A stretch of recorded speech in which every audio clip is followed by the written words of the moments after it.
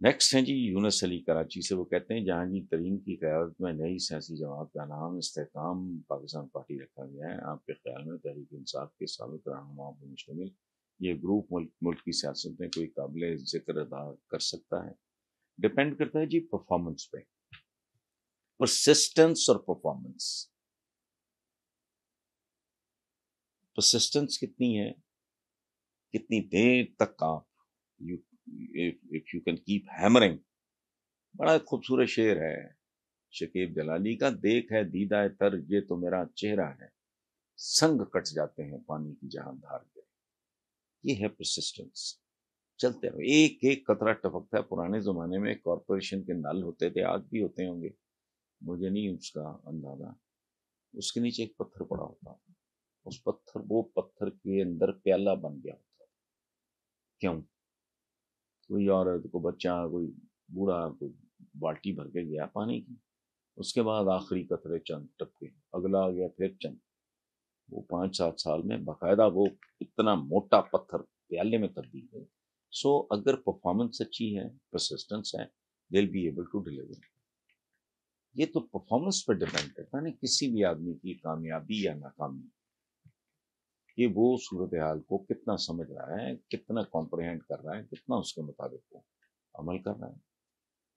I don't know, لوگ اچھے ہیں، اس میں کوئی شک نہیں ہے، عبدالعلیم خان ہیں، جہانگیر ترین ہیں، اور بہت زیادہ قابل ذکر نہیں ہیں لوگ، لیکن یہ کم از کم جو ہیڈ کر رہے ہیں ان میں، اور کچھ اچھے لوگ ہیں۔ میجورٹی تو پی ٹی آئی کے لوگوں کا تو آگا پیچھا تھا کوئی نہیں پہلے بھی، وہ تو عمران کی وجہ سے سارا سلسلہ ہے۔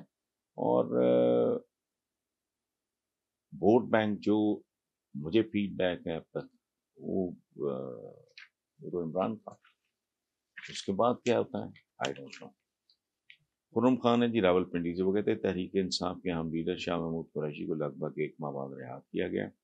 رہائی کے بعد شاہ محمود قریشی کا کہنا تھا کہ انصاف کا علم میرے ہاتھ میں ہے، شاہ صاحب کی ثابت قدمی پہ آپ کچھ کہیں گے؟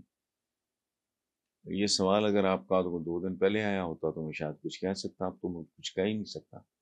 شاہ محمود قریشی صاحب گئے ہیں، عمران خان کے ساتھ ان کی ملاقات ہوئی ہے، ملاقات کا جو نیٹ رزلٹ یہ ہے کہ انہوں نے میڈیا سے بات بھی نہیں کی، اور جو چیزیں پریس میں چھپی ہیں، بدمزگی ہوئی یا کوئی ایکسچینج آف ہارش سینٹینسز، یہ وہ مجھے نہیں پتا وہ صحیح ہے غلط ہے، لیکن بہرحال یہ بات تو طے ہے کہ میڈیا کھڑا تھا باہر، انہوں نے کسی سے بات ہی نہیں کی، چپ کر کے نکلی۔